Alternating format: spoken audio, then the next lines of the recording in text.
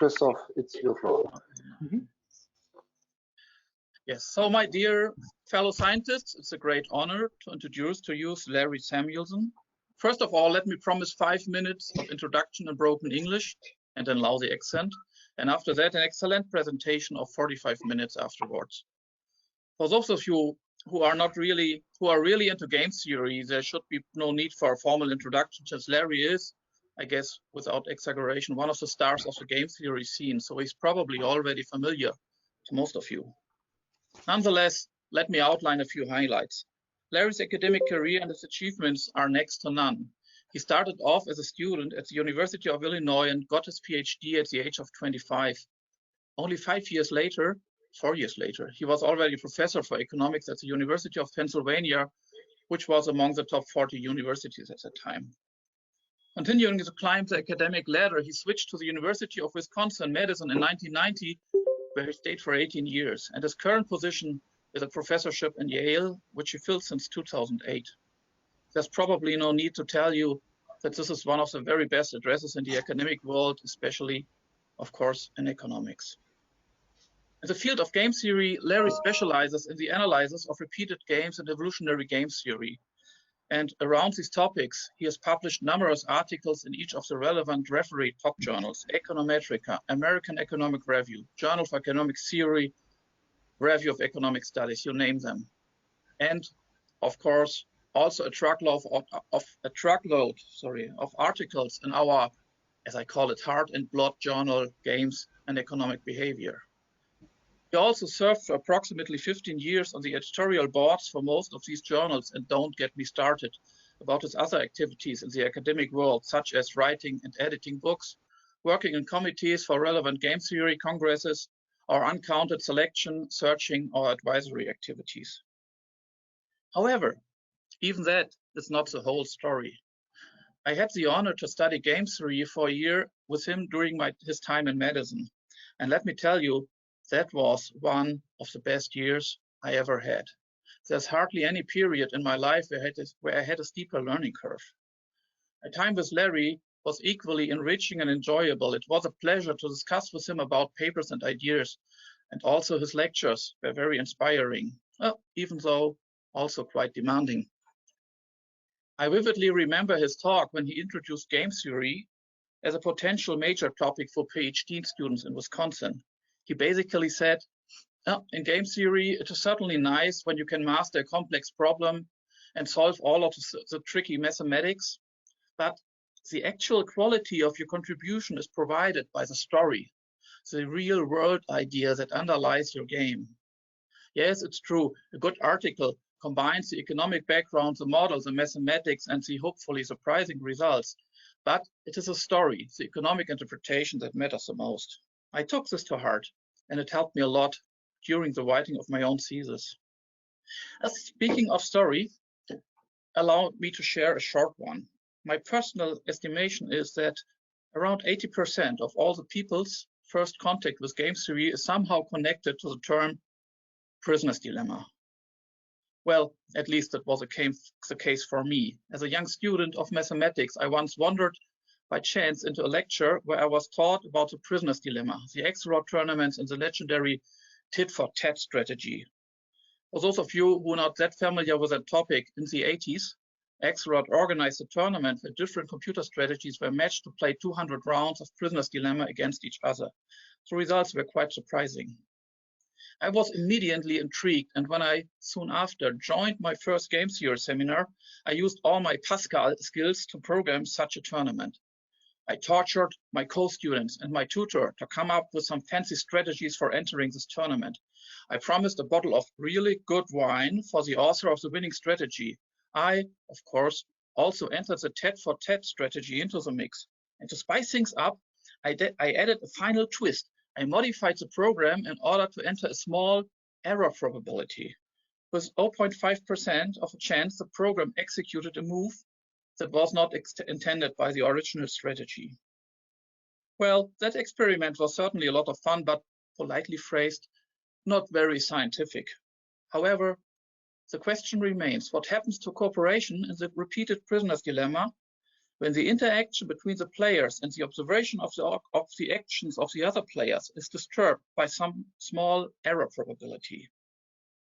I believe that a closer, more scientific examination of this question is in order, and I'm absolutely certain that this is the perfect moment for me to turn off my microphone, step off the stage, and hand this over to Larry, who has more to say about these matters than I could ever dream of. Larry, the mic is all yours. Well, Christoph, thank you for that most generous introduction. I am delighted to be here to talk today. I welcome questions as we proceed. This is a paper, we refer perhaps pretentiously to it as the Analogical Foundations of Cooperation. It's joint work with my friend Philippe Gihil from the Paris School of Economics and from UCL. As Christoph indicated, we're going to talk about the prisoner's dilemma. Here is a particularly convenient form of the prisoner's dilemma because everything is indexed by this one parameter K that you can think of as the temptation to cheat.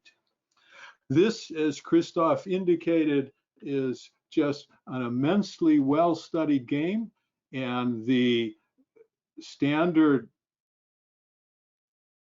result is that if this game is played repeatedly and the players are sufficiently patient, then there exists equilibria that support cooperation. Perhaps the best known is sometimes called the Grimm strategy, sometimes called the trigger strategy, sometimes called the Grimm trigger strategy, in which the players initially cooperate and they continue to do so until they see a defection and they defect thereafter.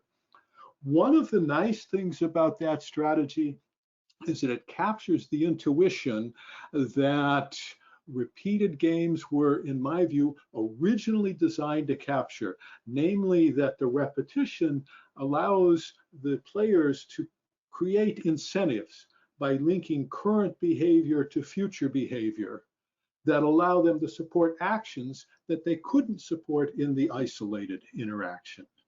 And so we see in this strategy and many others like it, this clear link between a player cooperating today and in return facing a cooperative future, or seizing the temptation to increase the current payoff by defecting, but as a cost for that, facing a less lucrative future.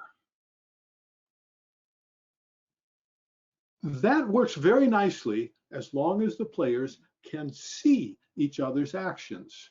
Now, again, as Christoph has very nicely anticipated, we're often interested in cases in which there's some glitch in that pristine world. In particular, let's suppose the monitoring is imperfect.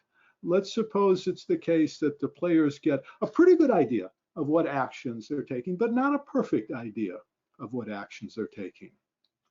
The initial reaction in the community of people working on repeated games was that that would make it very difficult to support cooperation. A first surprising result was that one could still, in quite general circumstances, support cooperation if the players are patient and if the noisy signals they see are public, meaning if everyone sees the same signal.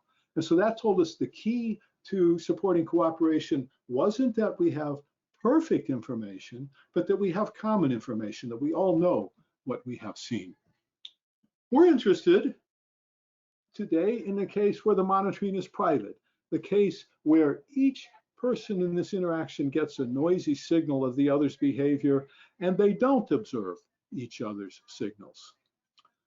Here, analogs to the Grimm strategy won't work. It's easy to see why they won't. Suppose you are in the first period of such a game, and the equilibrium hypothesis is that people are going to cooperate until they see a defection or a signal that indicates defection in this case, and thereafter defect. And now suppose in the first period you see a suspicious signal. You see a signal that leads you to think your opponent has defected. What should you do? Well, the equilibrium hypothesis is that your opponent has cooperated in the first period. And so your interpretation of this signal is that this is an unlikely draw, an unrepresentative draw, a bad draw from a noisy signal technology. And now you have a choice. You can respond to this signal by defecting, by triggering a punishment, by lowering your future payoffs, as the grim strategy would have you do, or you can tuck this signal under the rug and ignore it and go on cooperating, secure in the equilibrium hypothesis that your opponent has cooperated. The latter is the more attractive alternative. Given that, we cannot get the players to punish unfavorable signals in the first period, but given that, the incentive to cooperate in the first period disappears. And now it's open season for defection in the first period, and there goes our equilibrium where we support cooperation. The message then is that under private monitoring, our usual thoughts about how repeated interactions will support cooperation are not going to work. Now, there have been some very, very elegant, very ingenious responses to this. They fall into two main categories. Both of them call upon the players to mix between cooperating and defecting in the first period.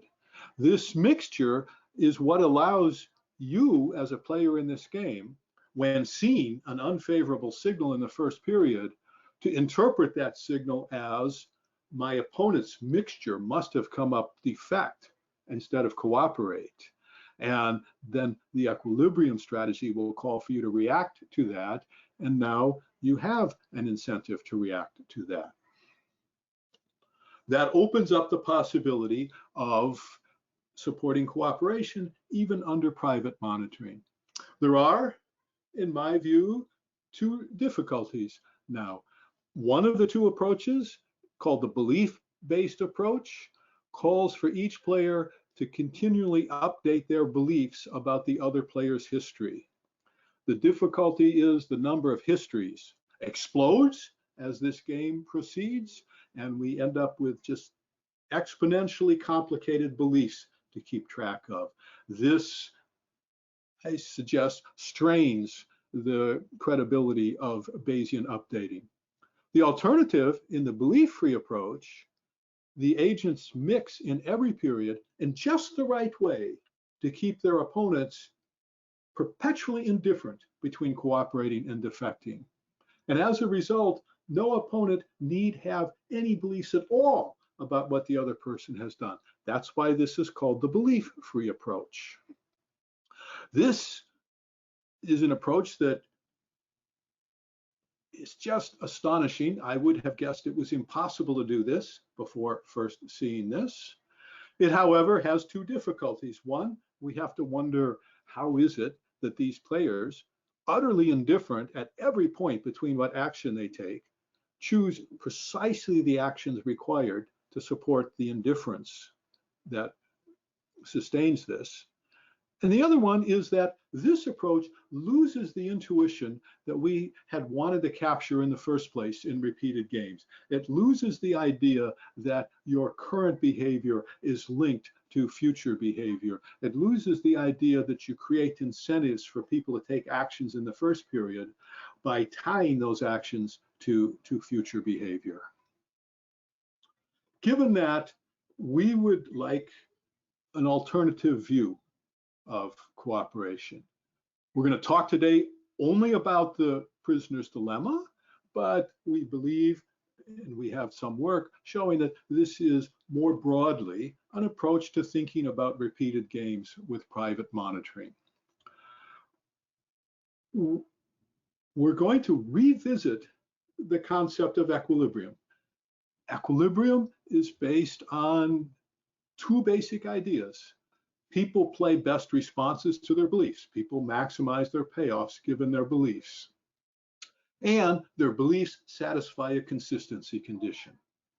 In the typical approach to repeated games, the typical approach in game theory in general, these beliefs spring to life as part of the equilibrium concept. And the consistency condition is that one person's belief about the other person's behavior is the strategy that that other person is following. Instead of doing this, we're going to presume that our players have access to a record of previous plays of this game.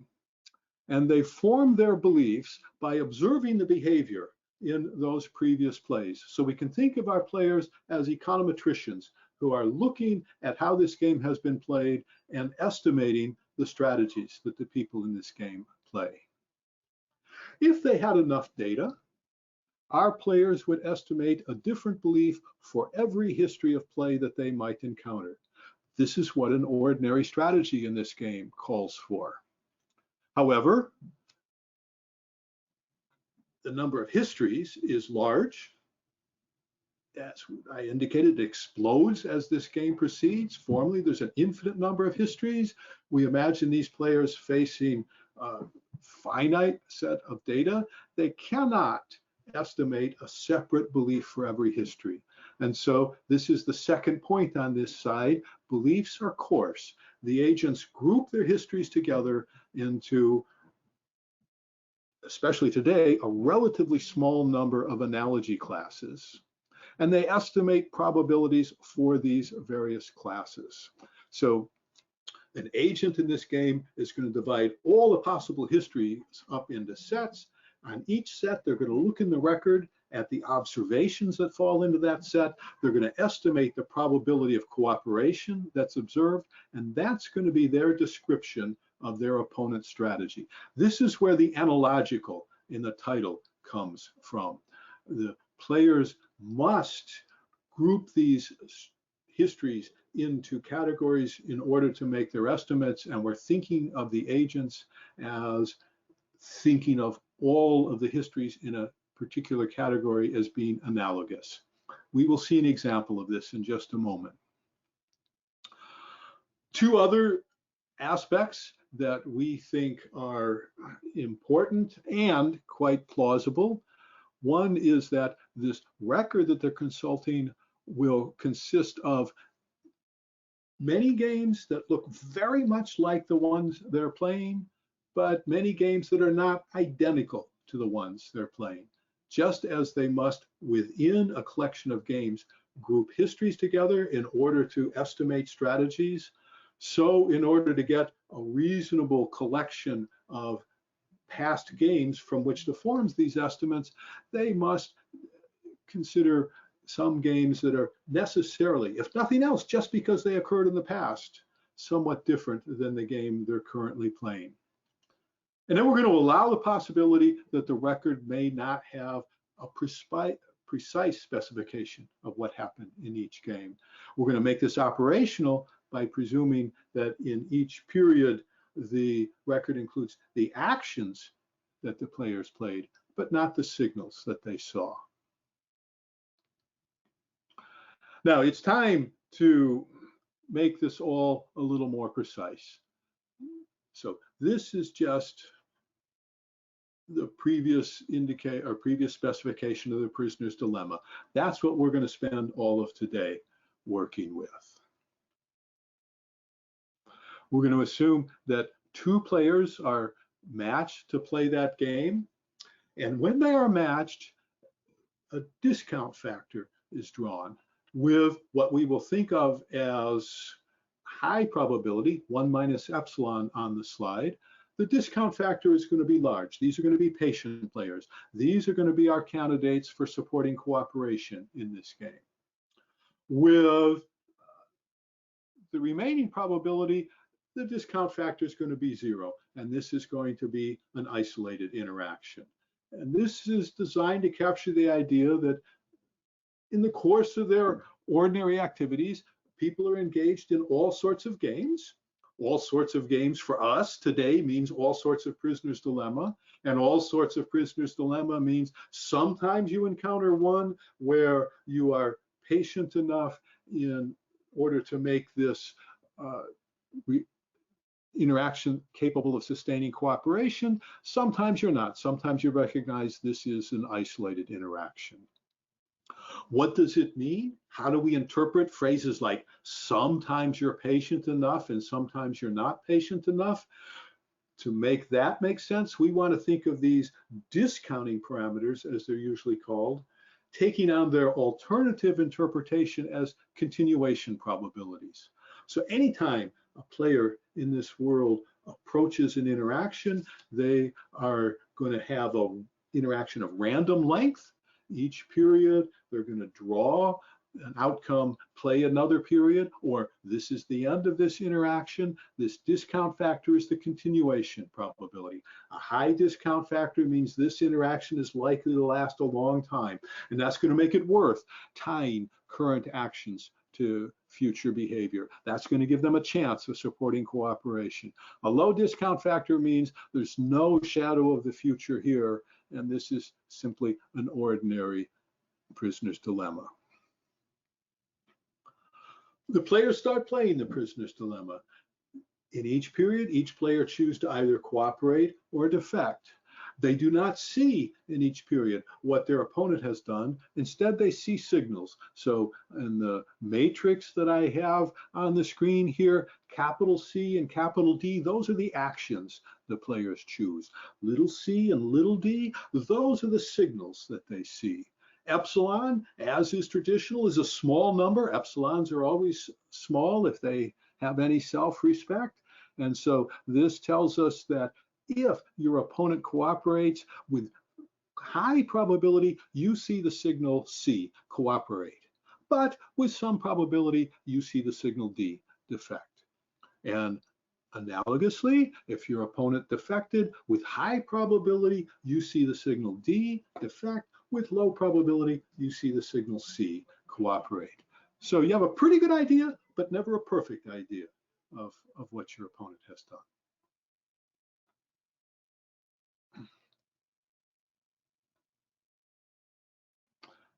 Now we revisit some concepts I introduced at the beginning. The equilibrium concept involves best responses to beliefs.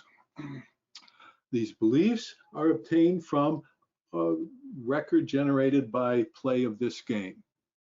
Each play of the game puts in the record a history of actions. These plays are of varying length. Sometimes they're just one period. It was a low discount, a low continuation probability game, and it lasted just one period. Sometimes it's many periods, but these many periods can be of different lengths, because in a high continuation probability game, it's a random event that the game stops. The players group these histories into analogy classes. Within each class, they calculate the probability observed in the record of cooperation. They view these probabilities as describing the play of their opponent, and they play best responses. And now the equilibrium concept that ties all this together is that the best responses that they play, the induced strategies of the players, must be consistent with the frequencies generated in the record. The equilibrium concept, the consistency concept of the beliefs, is the record is one that would be generated if people follow the behavior that they take when they play best responses to the estimates they extract from the record.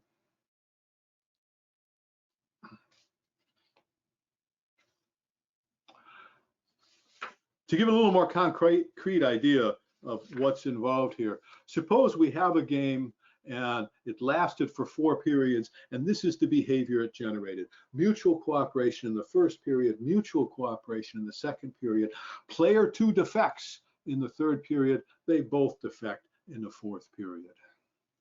So someone who comes to the record looks at this and says, there are 4 places where I can draw information from this. First, what I call case 1 here, I see 2 people who came to this game with a null history, and they both cooperated. In case 2, I see 2 people who came to this game who both cooperated in the first period, and they both cooperated in the second. Case 3 and case 4 are similar to that. Now, a player has to arrange histories into analogy classes, as I said. For most of today, given how the clock is going for all of today, we're going to work with an example where each person arranges the histories into two categories, clean and dirty. A clean history is one where no one has defected. A dirty history is one in which there's at least one defection. And so if this was the entire record, if this was this single observation was the basis for this person estimating their strategies, they would say, well, these 4 cases showed me 2 players who had the null history each. No defection there, those are clean histories. 2 histories under case 2, where the players had each cooperated once, no defection there. Those are both clean histories. Case 3, 2 periods of cooperation each, no defection there. Those are clean histories. Case 4, a defection shows up, that's a dirty history. And so now these players look at all the clean histories. Those are the first 3 cases. And they say after those clean histories, there were 6 actions taken. Each player in each case took an action. And if we look back at the original, we see that, let's see if I can, we see that in one of those 6 actions is a defection. The other 5 of the 6 actions are cooperate. And so this person's estimate of cooperation after a clean history is 5/6. Now, unfortunately, I have not mastered the ability to both draw on my slides and change my slides. And in a similar vein, after the dirty histories, what they see is both players defect, and so their estimate of cooperation after the dirty history is 0. And so now these players, if that was what they extracted from the record, they would go into this game thinking, my opponent cooperates with probability 5/6 after clean histories. My opponent cooperates with probability 0 after dirty histories. Now it's my job to calculate a best response. To put it differently, each player models their opponent as being characterized by 2 probabilities, P and Q. A probability of cooperating in clean histories, a probability in cooperating dirty histories, and then they play best responses to that. We check whether those best responses would indeed cause players to cooperate with probability P after clean histories and to cooperate with probability 0 after dirty histories. And if the answer is yes, we say we have an equilibrium. If the answer is no, we must look elsewhere for an equilibrium. This must not have been the record of histories.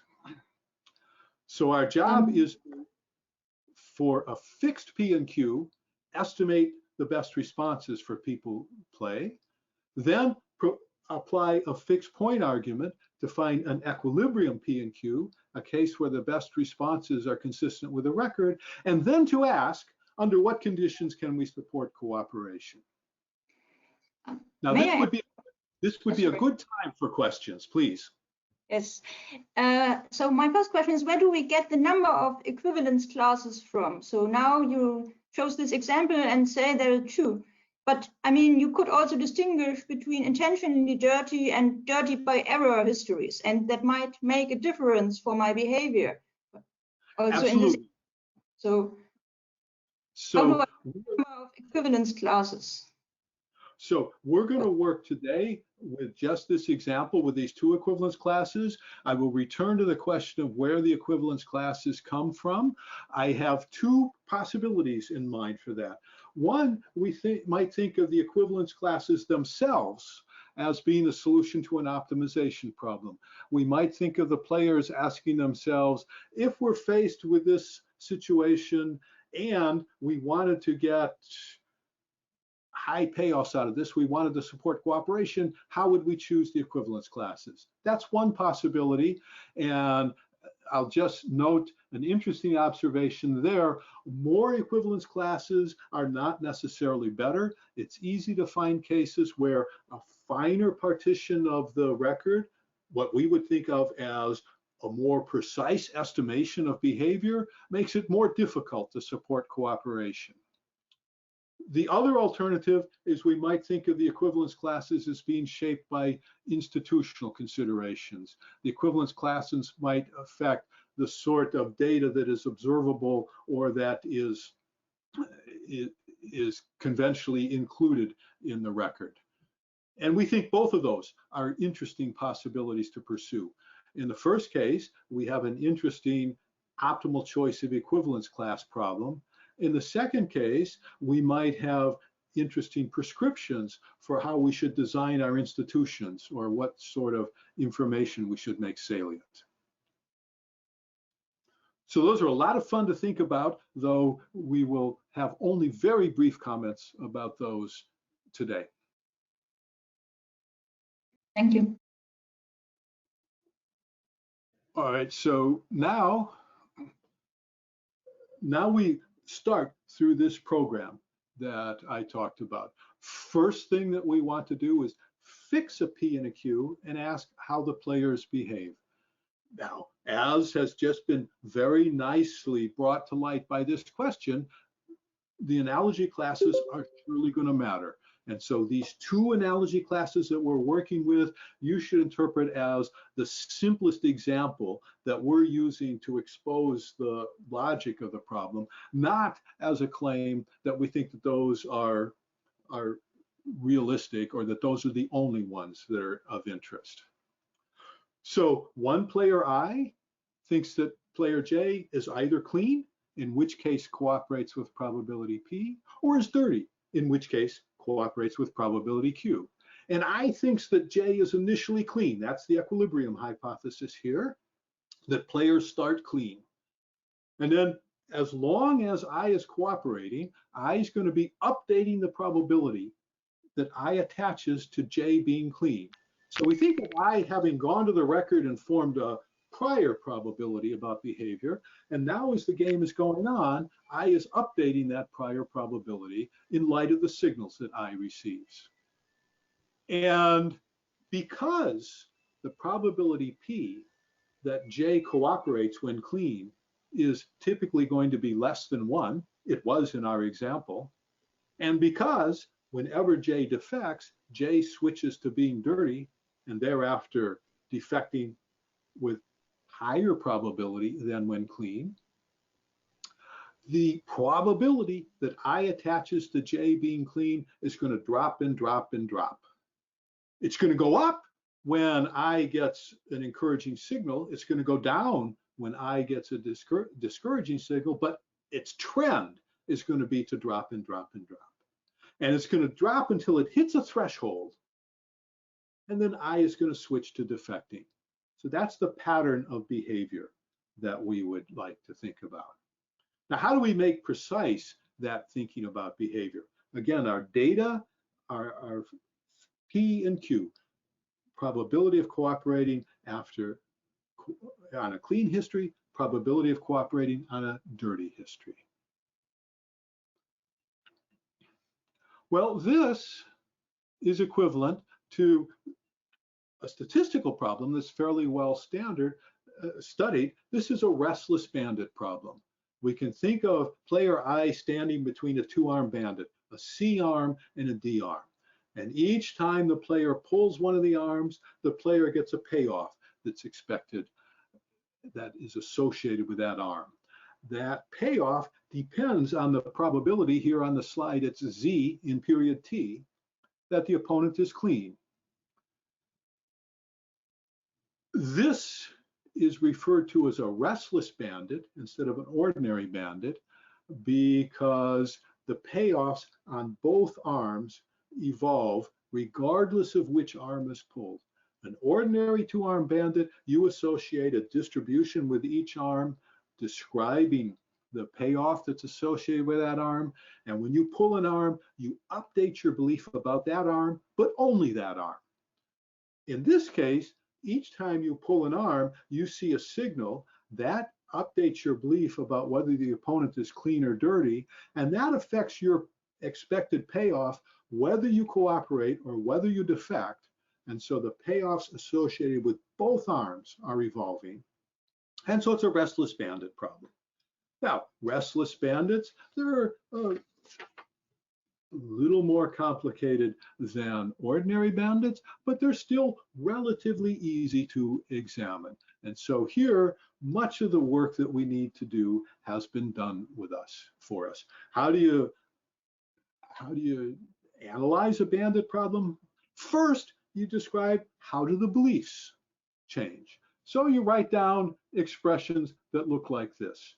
Fortunately, we will not today have to go through these expressions and sort out what all the terms are or where they have come from. All we need to take away from this slide is that if you have a current belief Z, that your opponent is clean, and you see a C signal, an encouraging signal, you can calculate the posterior belief that your opponent is clean. And that's the first displayed expression on this slide. If you have a current belief, Z, that your opponent is clean, and you see a D signal, a discouraging signal, you can calculate your posterior that the opponent is clean. And that's the second displayed equation on this slide. And there is nothing deep here. This is just a straightforward application of Bayes' rule. That's why we don't really need to worry about all the particular terms here. The point is we can describe these beliefs.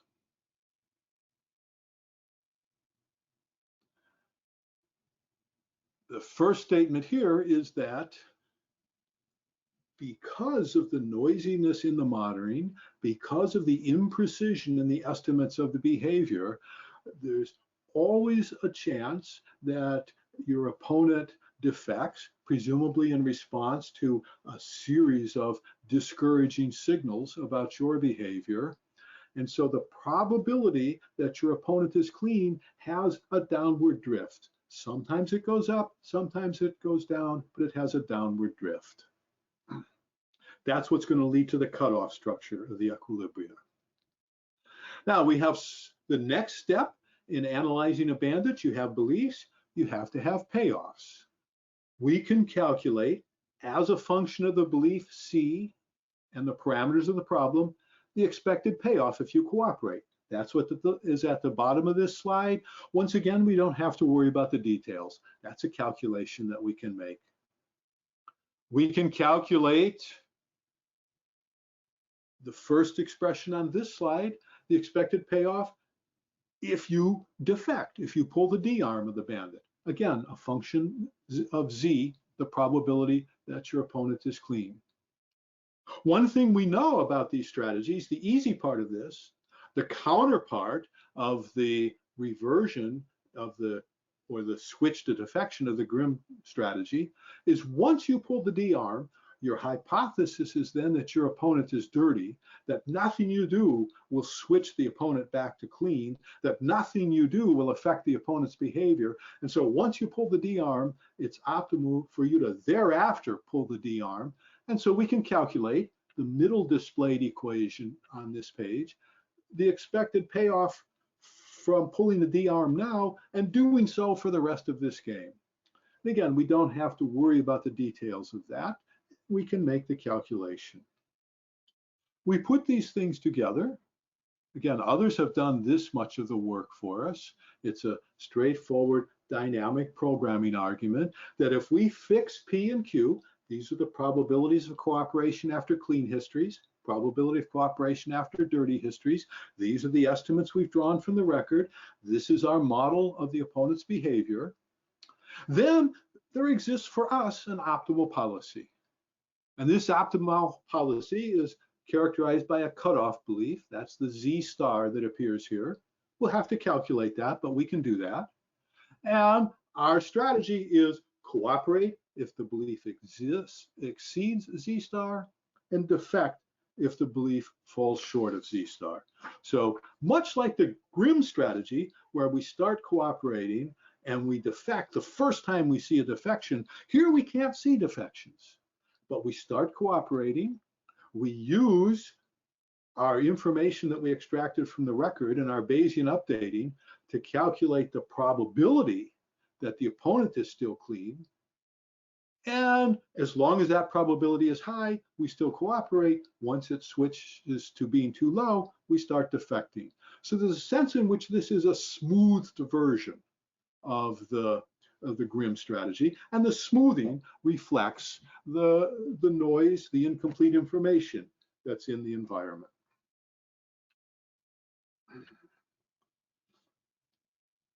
This is the first step of what we have to do to examine this game. This fixed a P and a Q. Now, for this to be an equilibrium, we need this P and Q to be such that if players use this as their description of their opponents, and if they played the best responses to this behavior that we could calculate from this bandit problem, and if we did this over and over again, the observations of play that we would generate would duplicate the record from which P and Q were drawn. That's a fixed point argument. We can do that, and so such an equilibrium exists. Now, good observation at this point is saying, boy, an existence result for the repeated prisoner's dilemma is not much of an achievement, because you knew before you even said fixed point, before you said bandit or anything like that, you knew there was an equilibrium. There always is, in which everyone defects no matter what. That's equivalent to saying you could have set this Z upper bar equal to 1 so that everything is in the defect region and had an equilibrium. So we move on to the third question. Not, is there an equilibrium, but rather, is there an equilibrium that supports cooperation? I'm going to show you two results. Once again, you need not worry about the particular details of the formulae. This first result tells us that if I fix epsilon, that tells me how much noise there is in the monitoring. If I fix alpha, that tells me how much imprecision there is in the record. Then there is an equilibrium in which the players initially cooperate if, now I give 3 conditions, and each of them requires that things not be too unfavorable. Not be too unfavorable is always a combination of 2 things. The temptation to defect not be too high. That's the displayed equation here. K is the temptation to defect. That has to be not too high. If that's the case, and epsilon is sufficiently small, epsilon is the noise in the monitoring. If that's too large, we're going to be in trouble in supporting cooperation. We need the information to have at least enough content. So this first result, temptation to defect not too large, not too much noise in the monitoring. Conversely, enough information in the monitoring, there exists a non-trivial equilibrium. Another version of that,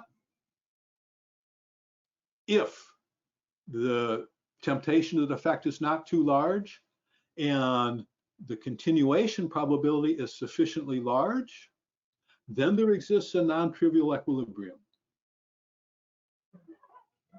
Third case, temptation to defect not too large, and the record does not jumble too many inappropriate games together.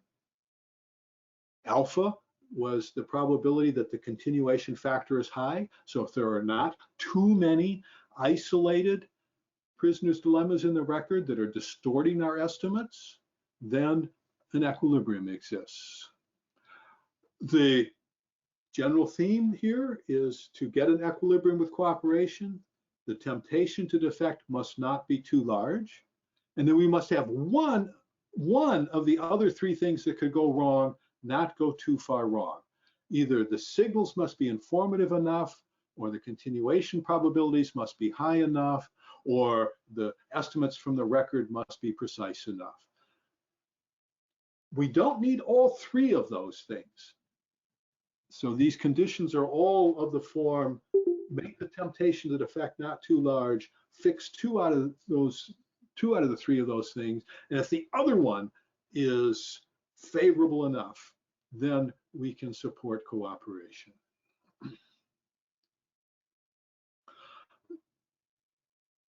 These are conditions of the form there exist equilibria with cooperation. However, they say nothing about how much cooperation. And indeed, we know the cooperation in these games is not going to be permanent. The players are going to cooperate as long as their beliefs about their opponents being clean are sufficiently high, but eventually those beliefs will fall below a threshold and they'll switch to defection. If that happens very quickly, then this proposition, this result is not worth much. If all we've said is that there's going to be fleeting cooperation, then we haven't achieved very much. We need a standard of what quickly means. Well, remember that beta, we're interpreting this term, usually interpreted as a discount factor, as a continuation probability. These games are all going to be finite. They may be very, very long. The continuation probability may be very, very high, but they're not going to be infinitely lived.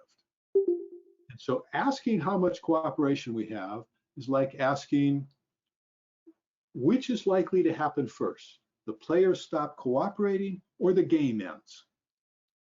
If the game is likely to end first, then we effectively have lots of cooperation. If the cooperation is likely to end first, then we have not really achieved interesting cooperation. In addition, if we're going to argue that the game is likely to end first, we must be willing to argue that for large values of beta. We're not allowed to cheat by saying we're going to get the game to end first by pulling the plug on the game very quickly. Here's a way of making this precise. So here is our next result. First, we assume there's going to be two parts of this. The first one says, suppose the continuation probability is high. If the continuation probability is high, then as long as the next two conditions are the noise in the monitoring is not too large, information is sufficiently precise, the record gives us sufficiently precise estimates, then the equilibrium payoff approaches 1. 1 in our parameterization is the payoff from perpetual cooperation. So this result tells us if the discount factor is sufficiently high here is precisely the discount factor needed to support the Grimm strategy as an equilibrium in the perfect monitoring. So this tells us if any cooperation at all is possible under perfect monitoring, then in this imperfect world, as long as the imperfections are sufficiently small, we get a payoff equivalent to permanent cooperation. This is another version of that result with less demanding conditions. Here we demand a little more on the discount factor, but less demanding in the sense that we ask less of the monitoring technology. Here we allow the monitoring technology to be large.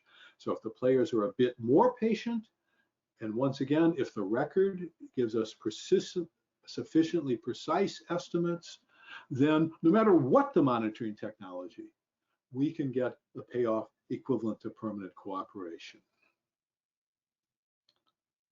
It's time for me to wrap this up. So let me skip much of what's on this slide and say simply, we now have a notion of how players evaluate strategies and how they choose their behavior in a repeated game that we think is an attractive alternative to the extraordinarily complicated beliefs in conventional notions. And we have identified conditions familiar from conventional analyses under which this allows the players to support cooperation. All of this has been done in the context of a simple example in a specific formulation of the prisoner's dilemma. So what else could we ask? First question has already come up. What difference do the analogy classes make? First thing we found, one that was not surprising ex post, but was ex ante, was that more or more realistic classes are not necessarily better. These analogy classes build some errors into the players' views of each other's behavior, and these errors can actually be helpful in supporting cooperation. At some level, we should have known that was the case, because we know in the games where there are no glitches like this in estimating each other's strategies, in the usual equilibrium concept where one player's belief is the other player's strategy, that it's difficult to support cooperation. And so it should have been obvious at the beginning that more and more realistic classes are not better. How they're determined is a wonderfully interesting question. I mentioned a couple of ways we might think about that. Going down, I'll take the third bullet point. Can we go beyond the prisoner's dilemma? The answer is yes. The prisoner's dilemma made things really easy, but we can do more than that.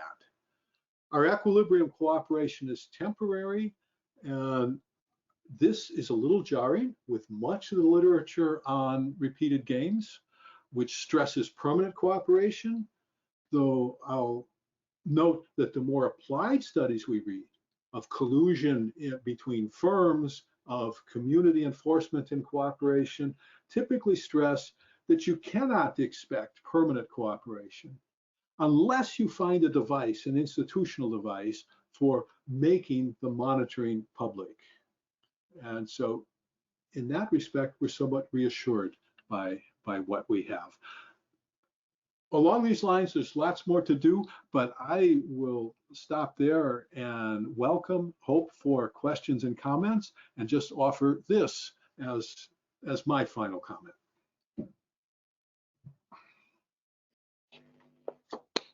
So I just unmuted all of us and would like to encourage everyone to probably if any questions. So Ken, rises his hand. And Larry, this reminds me of repeated games played by a finite automata.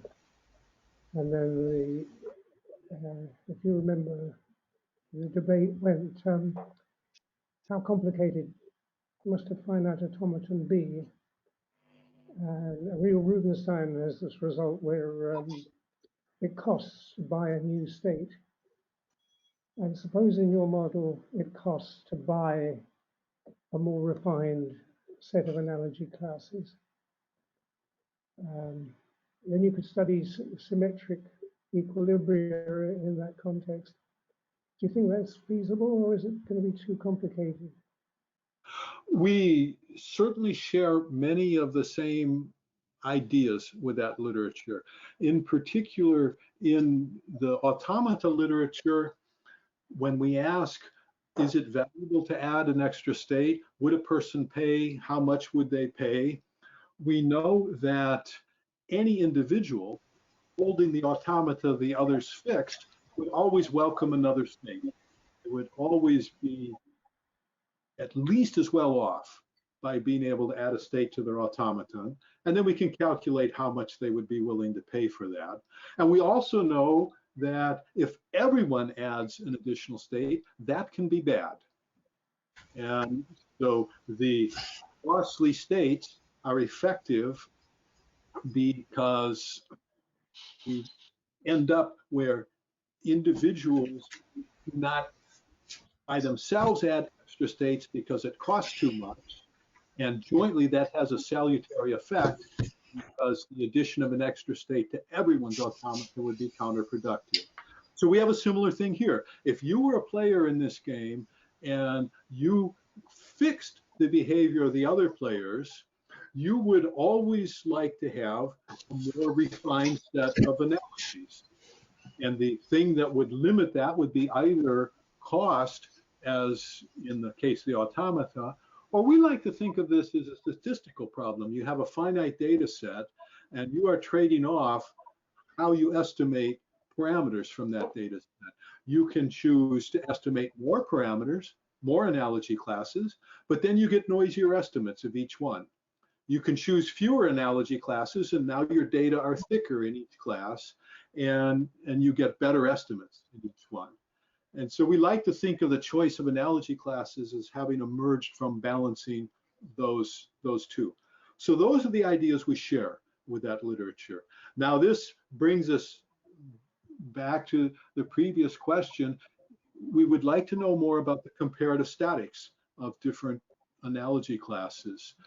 And as was suggested previously, we might want to distinguish intended from unintended deviations.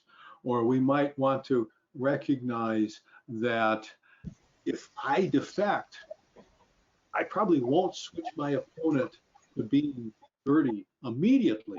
What's going to happen when I defect is I change the distribution of signals that they see, and it's going to take a while for them to react to that. We would like to have a general theory then of the comparative statics of analogy classes. So far, we've been able to do examples, but we don't have a general theory of that. That's certainly on my wish list.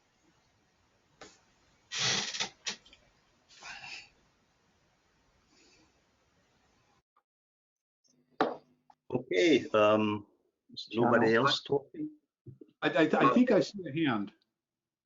Luciano. Yeah. Luciano. Yeah, thank you. My question is the following. In your record, I observe how the game has been played by many other people, right? So it would be, in a population interpretation, it would be the way in which ordinary people are playing this game. Would it change anything if people could observe the way I have been playing the game? So it doesn't seem, so imagine that there is a record of the way in which I have been playing the game in the past, and the first time you see the way I behaved in the past. It doesn't seem to me that it makes a lot of a difference in your equilibrium analysis, does it? It depends on how we model you. If you are how I would first think of modeling you, if each time you play this game, you are concerned simply with how should I behave in this game? How should I maximize my playoff in this game?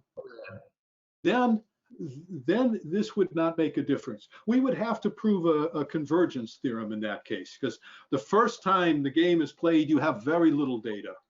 And then you play the game again and again, and we keep adding data to the record, and eventually that record's going to converge to the estimates from that record are going to converge. We might need some conditions for that, but I suspect we could find them. It's an interesting thought of what they might be. And then you would be using those estimates and best responding to those estimates. That I believe we could do. I'd have to, some details to be checked, but I believe we could do that. Where we would get into trouble if you are a very ambitious, far-sighted player who each time you play this game are thinking, I'm going to be leaving a record for my future selves.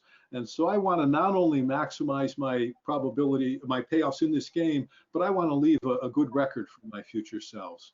That one would be problematic. Okay, thank you. I wondered about something else. The cooperation equilibrium that you describe ends sooner or later in defection. So it's only a temporary cooperation. It seems to me that in this model, there's no way to come back. So once you are on the defecting side, I guess there's no equilibrium path that could take you back to cooperation, as far as I understood the model so far. So the question I wonder is, do you think that we can come up with a reasonable model that also enables a path back to cooperation after you are once in a defection setup? And what would be the properties of that model? So the answer is yes, we can design strategies that will give a path back to cooperation. I suspect people would have differing opinions about whether these are reasonable or not. They tend to be complicated. The interesting thing, though, is that they tend to give lower payoffs than the sorts of equilibria we are looking at. And why do they do that? the inference problems are now quite a bit more complicated in those games, because here you just have to keep track, our simplest example, between a belief that's above or below a threshold. And the belief is a fairly simple belief because it's just above or below the threshold. Once we start allowing the possibility that someone may have initially cooperated and then switched to the fact and then might have switched back to cooperate, you have a more complicated object to estimate, and there's more room for getting that estimate wrong, and that builds a little more caution into your behavior, and that makes it more difficult to support cooperation. And so we can do that, but it's not clear if we ask the players ahead of time if they would want to do that, that they would say yes. This is, I alluded to this a bit by the end, because we were at the end, we were at least concerned when we found that we were pushing toward a theory of what looks like temporary cooperation. It seems like a kind of grim view of the world. One of the then a wonderful book that I cited or mentioned was by Bob Marshall and Leslie Marks. It reflects a long period of their experience working on applied matters with collusive firms and working on the theory of this. And one thing that they stress is that in the practical situations that they have examined, if you're going to have any hope of permanent collusion, you have to make the monitoring public. And you do this by hiring an accounting firm or creating an industry trade association or designing some sort of information sharing rule that converts the monitoring from private to public. And similarly, Eleanor Ostrom's quite fascinating work on sort of community enforcement or voluntary cooperative agreements stresses that they're usually quite specific about not only who has the right to take what behavior, but appointing people or creating devices to monitor that behavior and to distribute the information. So I think in the end, it's not so surprising that given the informational obstacles we've put in, that we only get temporary cooperation. I think it's not too bad once we make the payoff comparisons, but ultimately this has to be judged relative to the discount factor beta. And if we were analysts observing this and our conditions for the second result held, then what we would primarily see is cooperation. We would see relationships featuring cooperate, cooperate, cooperate until the relationship dissolves. And so that would look to the analyst like as permanent a cooperation as you could get. Larry, suppose you, in your history, you discount the past so that your data you got from the far past is weighted somehow. Couldn't you sustain non-temporary cooperation like that somehow? I think that's a sensible idea to think about the history, but I don't think that would help support cooperation. More generally, I think that the observations in the history ought to be weighted. When you're looking at the history, typically you're looking at situations that look a lot like yours, but you can't expect them to be identical to yours. And so some of them will have happened longer ago in the past. You probably want to weight those less. Some will look like they're not quite the same, and you'll probably want to weight those less. So though we haven't done it, primarily because we wanted to keep our lives simple, I think that the weighting is sensible way to think about this. The difficulty with the cooperation comes out of the behavior that the players follow once they have the estimates. And so weighting the history is going to affect the estimates they draw from the record, but we're going to end up with the same analysis of how they behave once they have those estimates. Okay.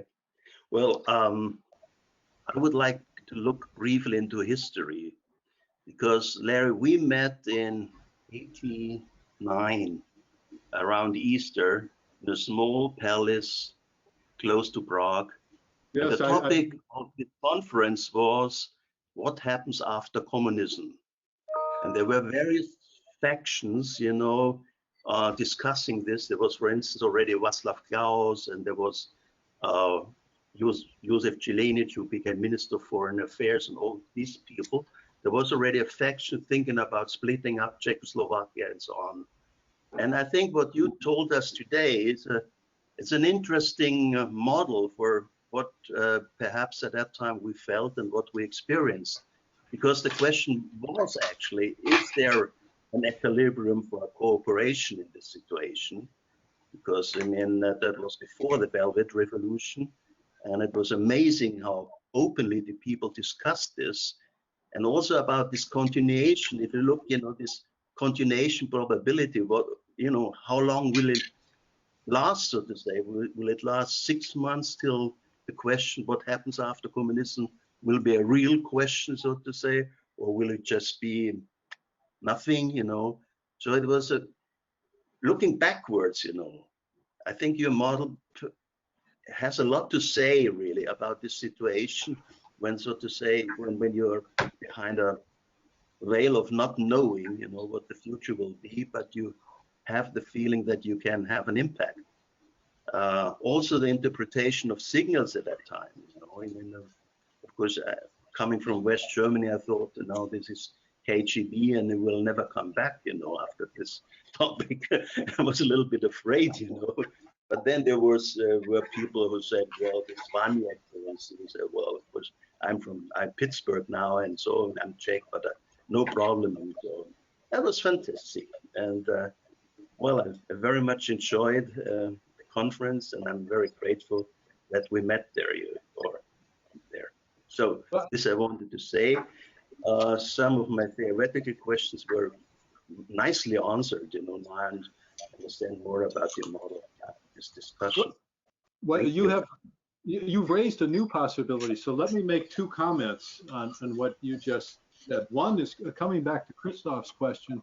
There is one addition we could make to the model that would make it relatively straightforward to continually support or restore cooperation.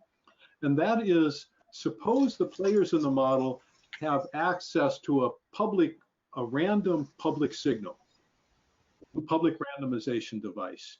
And then part of the equilibrium specification is whenever we see a certain signal on this public device, we forget everything that's gone before, we reset the strategies, and we start again with everyone clean. Because this happens randomly, this will not disrupt the incentives. And so some of the calculations will change, but the basic structure of the equilibrium that we've looked at will still exist. And it'll still be the case that each time we push the reset button, we'll start cooperating and we'll start updating our beliefs, and we may fall into the bottom category and start defecting, but the next time the public signal comes up, we'll start over again. And I'll suggest that that's not a crazy or unrealistic description of how people often behave. For this random signal, I'll offer two possibilities. One is funerals, which are reasonably random, and at least if we believe a good number of either the novels we read or the romantic comedies that we watch in movies, depending on our taste, funerals are often a source of reconciliation, and we can imagine that as going back to the past. Another one is disasters, natural disasters or other adverse shocks. are often opportunities for people to essentially restart relationships. So if we allow that, then we're in the business of cooperation, sometimes punctuated by bits of defection, but cooperation that could last permanently. The second comment, I do remember being in Czechoslovakia at a most fascinating time in 1989, and I have kept my connection to Czechoslovakia. There's now a PhD program in Prague, Serge EI as it's called, and I have been recruited to sit on an advisory committee with them, along with, among others, Joseph Zielniak, who we met in Prague those decades ago. And so I have a very welcome excuse to make some regular trips to Prague and perhaps contribute a little bit. Very good. Just a little remark. Do you remember Dusan Žižka? He was the editor of this volume. Yes, yes. Yeah, he's advisory of Gregor Bert's institute. Oh, very nice. So Next to you. To say have a connection here, you know. Yeah, and thank you for giving me this ball somehow, because I still have also a question. And probably it's stupid, I apologize for this, but I just try all the time to map this now to how we apply game theory in praxis. And in praxis, we talk about consulting with game theory. We address price negotiations between suppliers and clients. So in industrial good marketing, so to say, or the procurement side of major companies. And there, the business dilemma typically comes up as a competition business dilemma. So business dilemma between competitors, and if they cooperate, how you call it, then this is something we call collusions, and this is collusive behavior in the market, tacit collusion or strategic demand reduction or whatever. So from the supplier side, it's strategic supply reduction, so to say. And this is what we call horizontal, and we do not call it cooperation. So it's a kind of what you would call temporary cooperation between the two of them, and question if one defects or both or not. But this is this collusive behavior. And the thing is, what all the time goes through my mind is that in modern time now, in the last years, we tend to also call up cooperative game theory, but addressing the vertical connection between a single supplier and a client, and saying the first question as a client on the procurement side, before you even start thinking about addressing a market with auctions or so, you have to think if it is probably sometimes in exception cases, it might bring more value to go with one single supplier into a cooperation, and then looking for shaky values or whatever, beating in the middle or whatever. But this is in a situation where the cooperation really brings more value in terms of development of new technologies, where you do not know the markets yet and the products and so on. And then for some time, even some years, competition would, to call competition too early would destroy even value. That's our point then. And what is going through my mind all the time, I do not see the business dilemmas, the dilemma there in this vertical connection or relationship between the supplier and the client. But would your theories bring us any idea of, because we are really looking for real scientific and real sensitive criteria for when does a cooperation make sense in this vertical connection? There's a lot there. Let me comment first on a general comment, and then I'll come to more specifically your question. I think the original motivation for repeated games, much of it came out of thinking about collusion between repeatedly interacting oligopolistic firms. And that was a fine motivation for thinking about repeated games, but it left us with one habit that I think of is rather a bad habit. This takes us back to the first question about where it was mentioned we should distinguish perhaps between intended and unintended defections. Repeated games of perfect monitoring are so simple because you can see what each other have done. There's no distinction between intended and unintended defection. Private monitoring is so difficult because I see a signal, you exceeded your quota, let's say, and I have to determine, is this because you're cheating on our agreement, or did it just happen that some customers came to you that you didn't expect? I have to sort those out. I suspect that if we were really firms involved in this relationship, we would talk to each other. And I would find a way to ask you during dinner, during golf, during a conference, whatever, what was going on. And a lot would depend on that conversation. It's the bad habit that I refer to in repeated games that we typically prohibit any conversation or any communication between the agents. I think this came out of the view that in the oligopoly motivation, collusion is illegal, at least in many circumstances. And so one way of capturing the illegality of collusion was to prohibit any communication. But I think we went just way overboard in doing that. That I suspect there's lots and lots of communication. And so I think a ripe area for further work is. Let me just add sorry. Oh, please. Let me just add one thought to this idea. Now, if you're a seller and you are doing some kind of auction in an oligopolistic setup, and you have the idea that those guys are not really bidding instead, but cooperating on your expenses, and then you say, okay, it might be that their cooperation is stable because they just may talk to each other, and so they can have a very clear signal of what they are doing. And my remark is that in the practice, it won't work that way. They will talk to each other, even if I forbid it to them, but they will never offer every information. So the idea that there's a disturbed signal is a very good modulation of the real world as far as I see, because they will never share with each other what they really were bidding. They will tell some stuff to each other and they will try to keep up some operations, but they will never be perfectly openly. So the idea of a disturbed signal, what the other guys has been doing, is I think a very practical idea. Also in this, you do some auctioning of oligopolistic setup. So I agree that the disturb or the noisy signal is an important and probably realistic feature.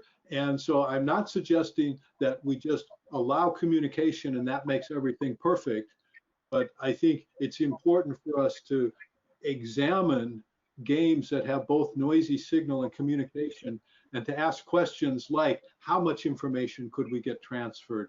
Is there a way we could design the auction or the institution or the interaction to give more or less information transfer?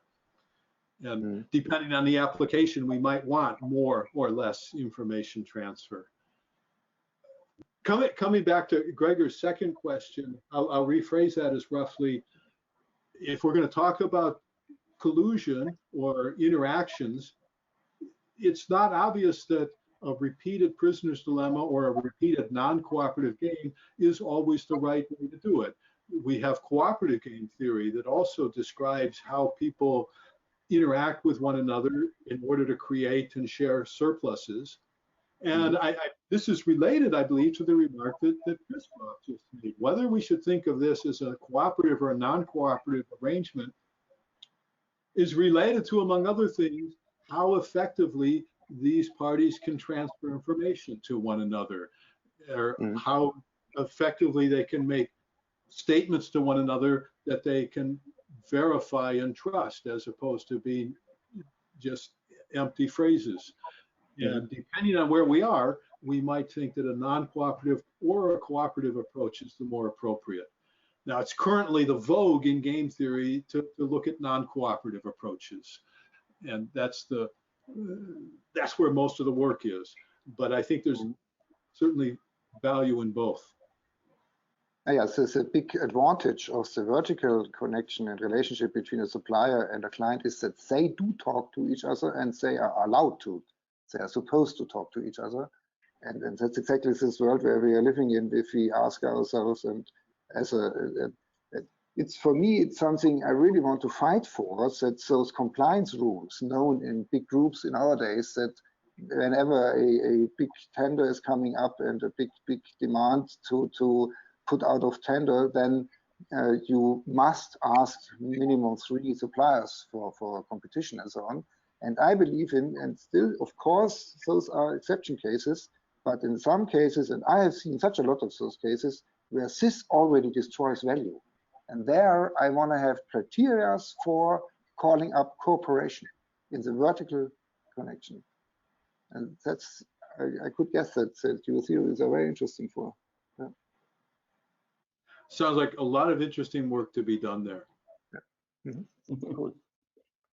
Just a small, just an opinion for.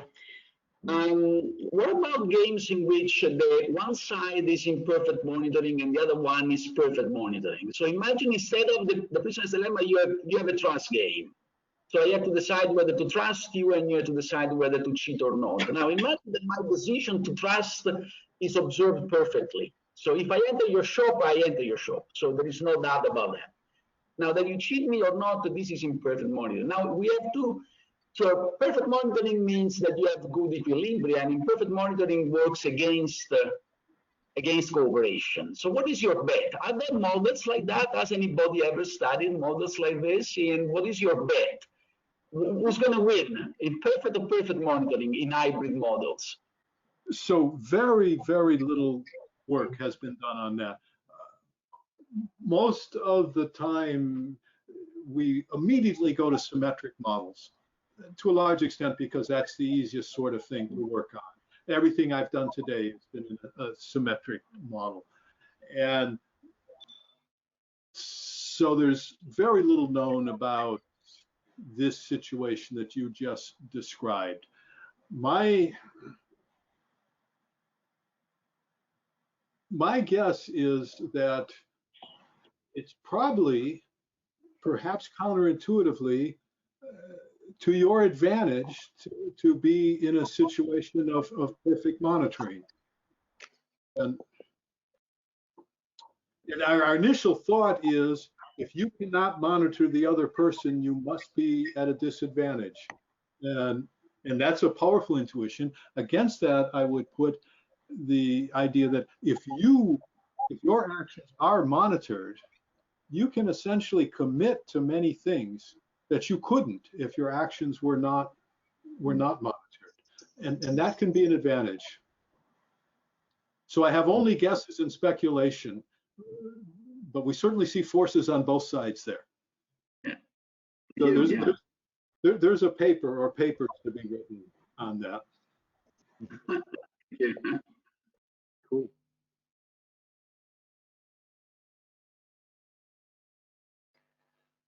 So if there are no more questions, we will close here, and thank you so much for this very, very interesting talk. This was really very delighting for the start of the new semester of the editor seminar.